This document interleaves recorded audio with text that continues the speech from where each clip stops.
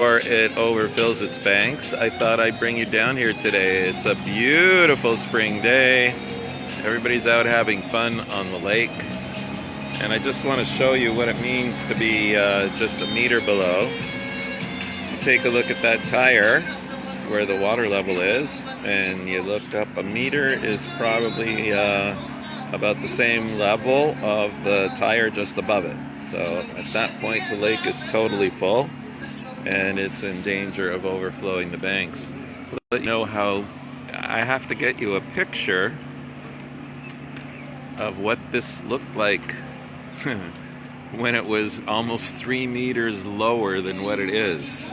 It was a totally depressing sight. These staircases were basically hanging in the air, not reaching the water, and just a very sad sight.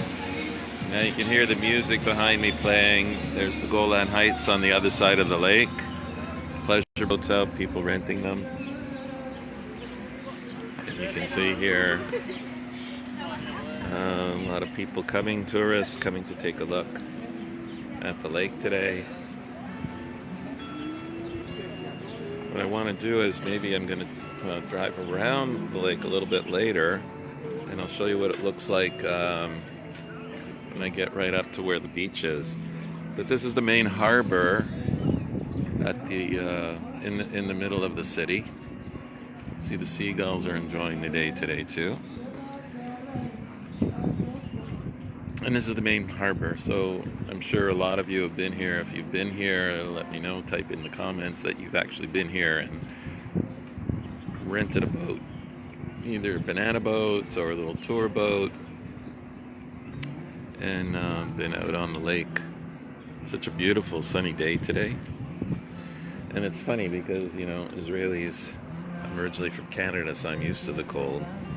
Israelis aren't, so they're still all bundled up. It looks like they're dressed for winter, but it's really shirt sleeve weather here today.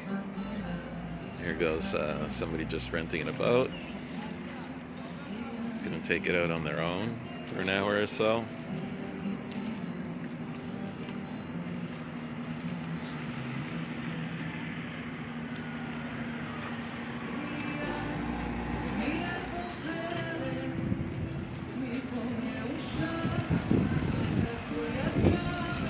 Israeli music in the background.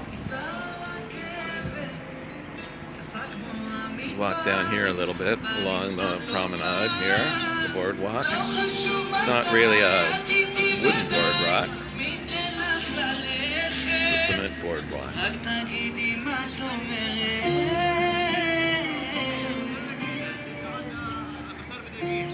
Actually, I just finished having some lunch at one of my favorite restaurants here. That's on the main promenade coming down to the lake. Actually had some chicken livers, some really delish.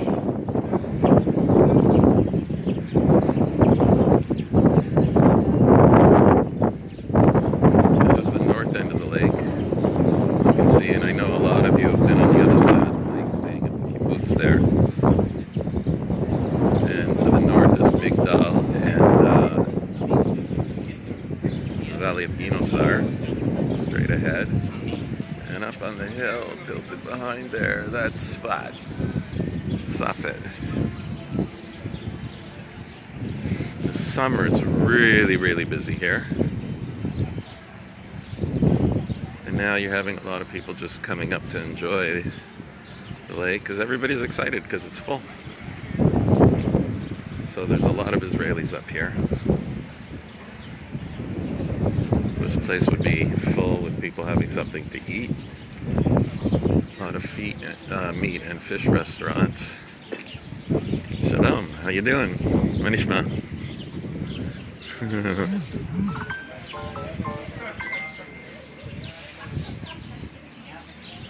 Some people enjoying a bottle of wine with their lunch right on the lake. This is one of the nicest places in the world to actually have lunch. Just sitting on the boardwalk, having your lunch, looking out on the Sea of Galilee.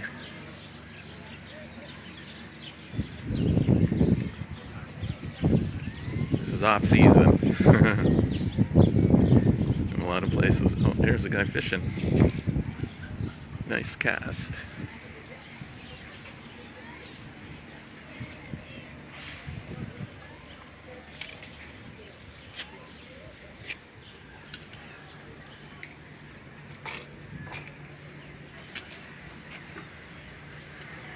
הצלחת? עוד לא. Okay, hasn't caught anything yet. Let's see what's on the end of this line. Not too much.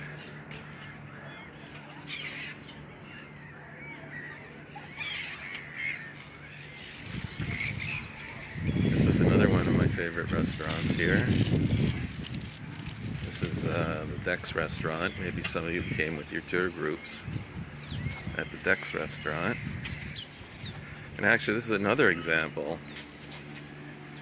Another meter to go, and the water is going to be pretty close. Last time in 1992 it was this high, and I remember being at that Dex Restaurant and the catfish were sort of hovering in the lake just below our table there. I was sitting on that deck right there, and you could see the catfish swimming, waiting for some breadcrumbs or whatever got thrown over from the tables. But imagine another 3 meters down, there's actually another deck down there and another staircase that goes down even lower. And these are basically party boats that go out in the evening. People rent them for private functions. And here you can see some of the older basalt rock, igneous rock, which the whole city and area is made from. And this looks even before Turkish period. These towers look pretty old. I'm not exactly sure when they're from, but certainly they're a few hundred years old or more.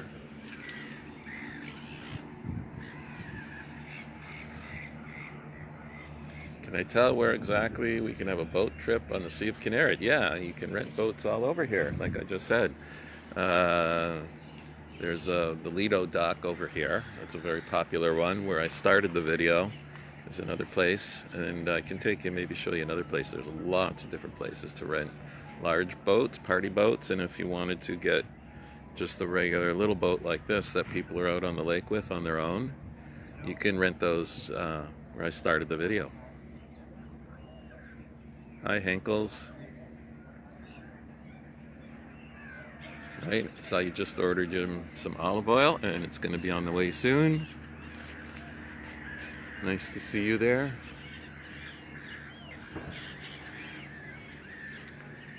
The lake's really calm today. The other day, last week, it was really windy, and the waves were coming up, splashing up onto the boardwalk that I'm walking along.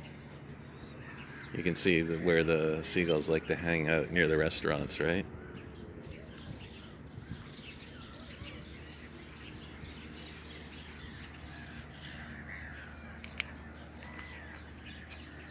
Let's take a walk back.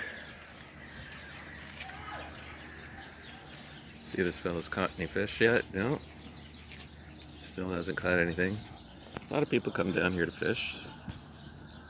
There are local commercial fishermen that actually catch fish with nets down where we are here. Not out today, but those fish are sold in the local markets, and the restaurants actually buy them and cook them up.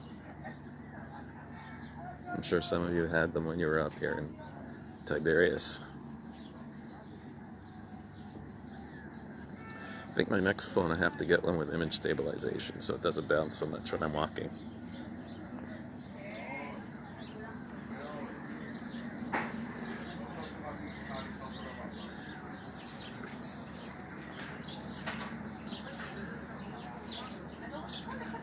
Yeah, those are Israelis. I hear Hebrew being spoken. I heard a little bit of English.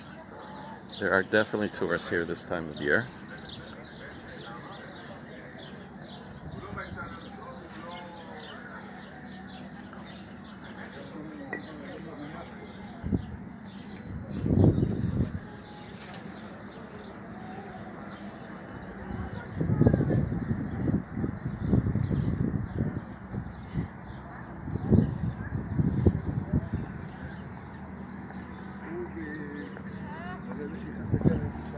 Good spot for a photo.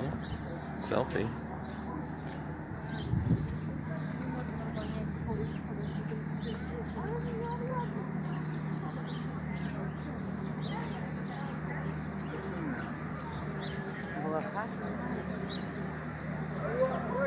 Here you can see these are pontoon boats for rent.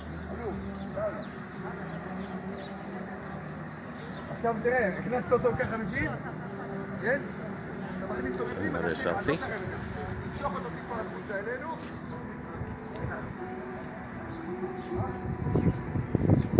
So one thing you'll see here is you'll see not only Jew, here's a couple Jewish kids, and there's some Arabs over there. You'll see Jews and Arabs alike coming down here, enjoying the lake.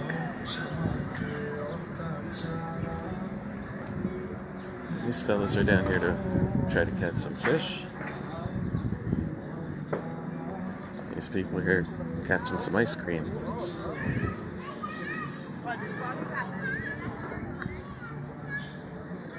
There's a pontoon boat that's rented. These fellas are here trying to drum up some business. And it's a little bit like Niagara Falls, Miami Beach. A lot of kitschy stuff going on here for tourists. It's another favorite place some of you might have been at. You can grab a slice of pizza here. Here's the pizzeria. And then it's not open right now. And then you just come across here, sit down beside the water. And here's a favorite ice cream parlor that everybody likes to come to. It's really busy in the evenings when people want to come and just get an ice cream. Kosher gelato. So you get your ice cream and sit down here on the patio, enjoy it. There's a couple fellas ordering up some ice cream here, frozen yogurt, smoothies. Yeah, I'm sure, Rose, you'd love riding on a boat. Not so many pontoon boats over there in Nevada, right? Isn't that where you are? Oh, Aruba. Raymond, nice to see you. Oh, hi, Judy. Judy Moore. Actually, I was in Curacao long time ago. My father's Dutch. Alva Shalom. And it was a real thrill to go to the Dutch West Indies. Spent some time in Curacao drinking the Amstel beer made from seawater. Meaning reverse osmosis seawater, but it was good beer down there.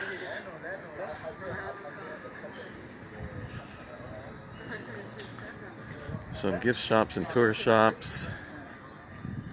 And actually there's an interesting place we're heading up to. You can see how the buildings, these are really old buildings. So you'll see the ruins mixed in with the new. Again, goes all the way back to Crusader times before that. Meaning goes back to the when we read the Gemara, the Talmud, it's just full of 2,000 year ago teachers, rabbis walking around the Galilee, hanging out in Tiberias here. So they're buildings that go all the way back, graves that go all the way back. Actually, I can show you them sometime. Some of my teachers, their graves from 2,000 years ago.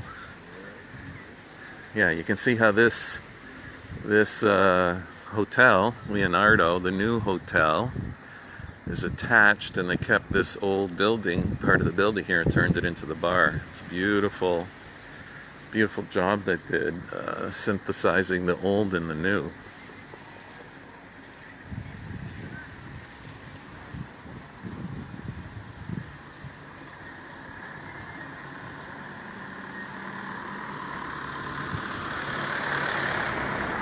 So some of these are private boats that are docked here.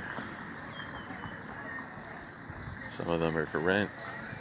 Obviously they're not all being used because it's not the busy season. Here's the patio from the hotel, and behind it you see the escarpment going up behind. And then once you go over that hill, you go down into another valley, the Avniel Valley, and then come up on the other side of the valley. That's where we live.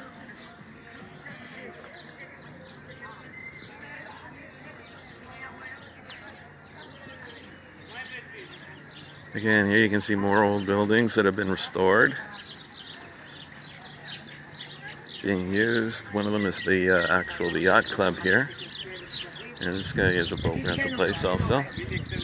It's the secondary harbor where you can rent boats. And here I'm sure a lot of you were at this part of the boardwalk. This is a little sculpture which is a model of the lake. That's the profile of the lake you can see in the top where the Jordan River comes in the north. And you see on the bottom the Jordan River goes out in the south. That's where the dam is. Maybe later I'll take you over there to see the dam where the water is let out. If the lake begins to overflow, the water of the lake will be emptied out into the Jordan River. Here we go. 209.86 meters below sea level.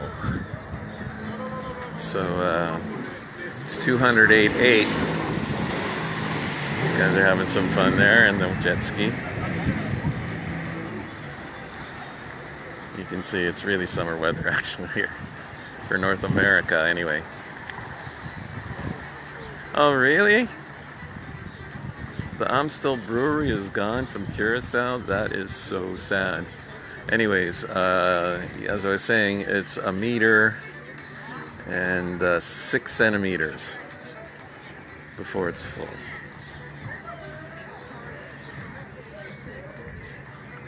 And you see down here, we're looking towards the south.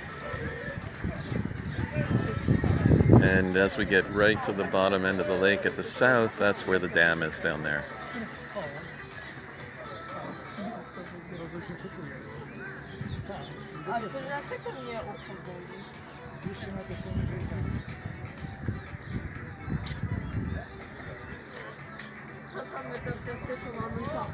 You see, this is where the tourists want to come.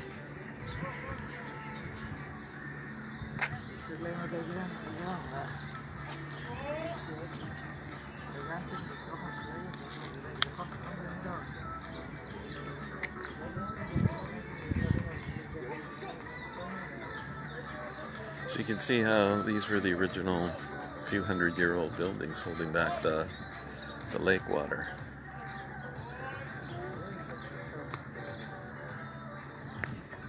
And here is a cat. They're everywhere. The feral cats. Hi, Brian and Paula in Texas. Nice to see you. Well, JD, happy to take you around on this little walk around seeing the lake. As I said, that's the southern Golan Heights. And actually, I'm going to show you something interesting here. You see, I'll zoom in a bit if I can. So that's the southern Golan Heights, and you'll see it comes down on a slant there and it ends. The Armuk River there is in the valley between that hill and the one behind it. And that the hill behind it, at the southern end of the lake, that's Jordan. That's Jordan, and this is us. And the Armuk River comes down through the valley, and that's really, if we go up a kilometer or so, that's where the borders of Israel, Jordan, and Syria all meet. Right, so this looks like hills, but it's not. It's a plateau, the Golan Heights, and you go straight. When you get to the top of there, you go straight a few kilometers, and you're at the Syrian border. So when there's fighting going on within Syria itself, we can actually hear the sounds of the artillery firing back here. Here, let me zoom out here.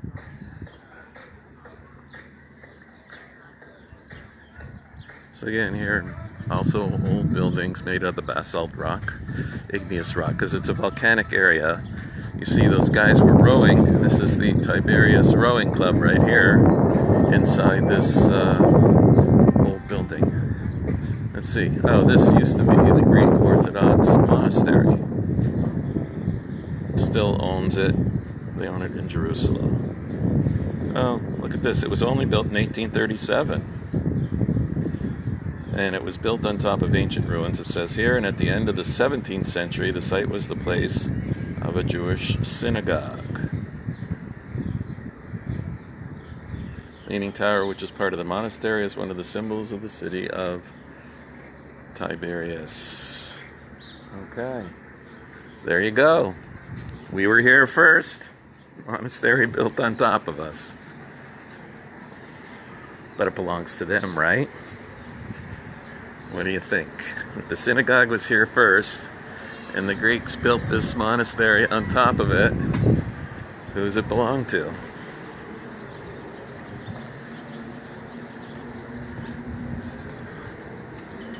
So here we go. We're coming into town. This is the main street downtown in Tiberias ahead of us, going left to right. There's the Leonardo Plaza. I'm sure some of you must have stayed there. And up on the hill is one of the newer neighborhoods of Tiberias. Terraced buildings up there on the hill. It's quite steep. It's a beautiful place to live up there. And actually I was mentioning graves. That's the up there, and behind it is where Rabbi Akiva is buried. There are a lot of graves down here. Actually, we're looking across the street. It's one huge ancient graveyard and modern. But Rabbi Akiva, again, that's from 2,000 years ago, one of the greatest sages, is buried up there. And right beside him is the Ramchal, Rabbi Moshe Chaim Luzzatto. He's the author of one of the books that I teach regularly. So it's nice to go and see my teacher, but he was from the 18th century. One of the greatest legalists and mystics. He was born in early 1700s. This is the tourist information building, also in an old building. Lots of palm trees.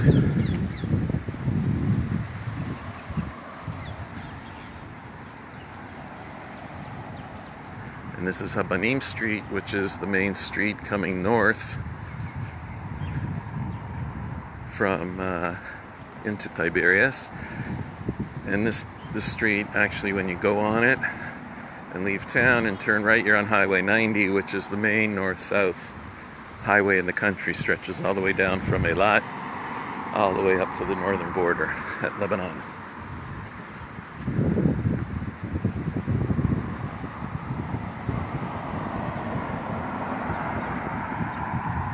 Hi, Sandy. So this is it. This is as busy as it gets. This is the main street in Tiberias. It's about, I don't know what time it is here now, 2, 3 o'clock, 3 o'clock. And this is the hustle and bustle of the big city here. Oopsie, sorry.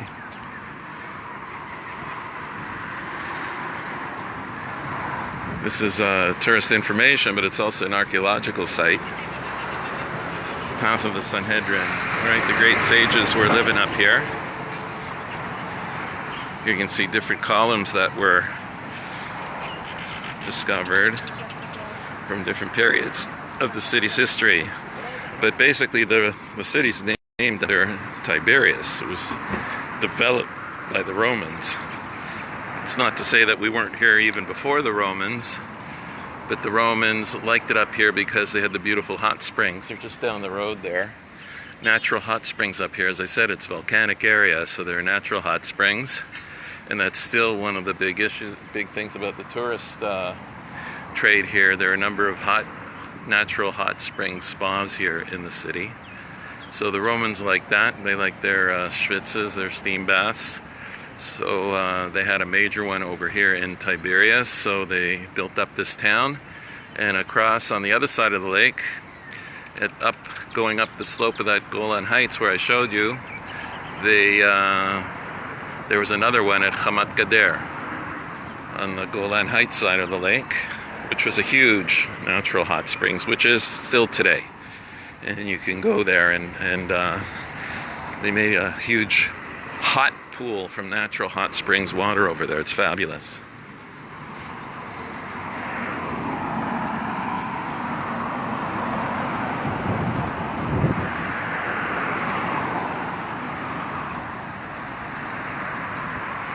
Anybody else there? Oh, Theresa, hi, how you doing? Coleman, I remember you guys from Coleman, the group that I spoke to at the hotel up the street here. Nice to see you, Theresa.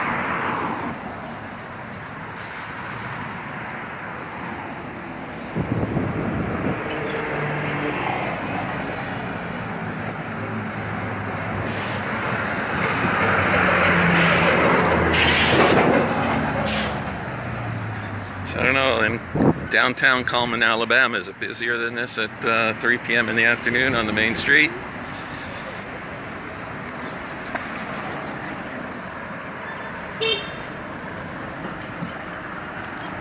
All right, I'm coming back almost to where we started.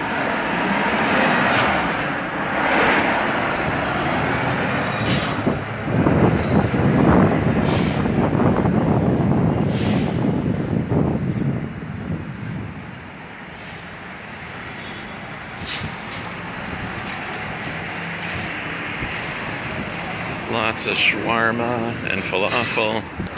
A shawarma and a pita and a drink for 37 shekels.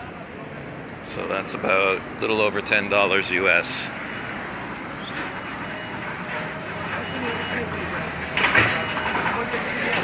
And we have fabulous public transportation in this country. Very convenient, inner city and intercity. This is an intercity bus.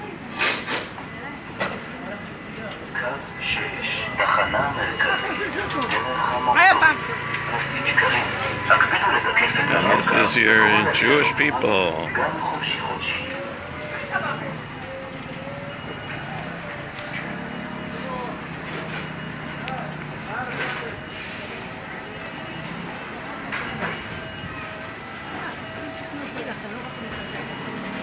There's another place. If I come just to get a shawarma, this is where I come. Cosinha. They make the best shawarma falafel in town. And we've been here before. It's not going in this direction. This is the main pedestrian walk in downtown Tiberias. I'm sure a lot of you have been here. If you've been here, write in the comments, tell me you've been here. I know you've probably been here, Theresa, that's for sure.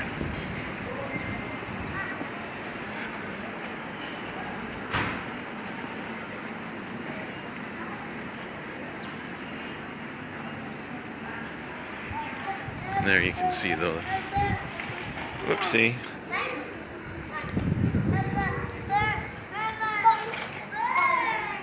And you can see how warm it is from this fella in front of me. That's how warm it is today in the middle of the winter in Tiberias. This is the restaurant I ate at, Lagoon. Everything in Hebrew English, all the requisite spelling mistakes in English. I actually had the chopped liver on the skewers. It was amazing, and they bring out all kinds of salads at the beginning. You see this fella's having them. Bring out salads. You can buy a shawarma if you don't feel like sitting down. This is a non-kosher fish restaurant, as they sell all kinds of shellfish. Here's some gross shalom.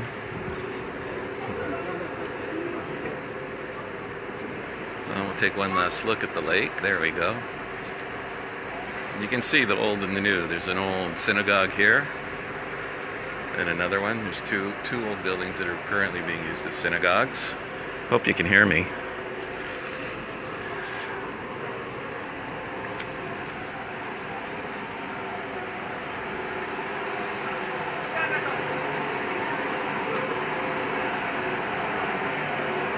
Cute little scooter. One thing that's fabulous when you have a little country, this is a, pay parking, but because the country's so small, there are a number of companies set up apps, and I have an app in my phone that wherever I park, anywhere in the country, doesn't matter what city, wherever you are, if it's blue and white stripes means public parking. Whatever the tariff is, you open up the app, it knows exactly where you are. And then what it does is it allows you to just swipe and it's on, and you just pay by the minute whatever you use, and when you leave you turn it off. And anywhere in the country, it's so convenient, so you don't have to ever worry about trying to find some coins to buy a ticket, whatever. Here we are. This is us. This is the Caesar Hotel, Caesar's Hotel. Maybe some of you stayed here. And that's it. It's time to go shopping. So, gonna sign off for now. Thanks for joining me. And I hope you had a good time feeling what it's like to actually live here and be here. Have a great day.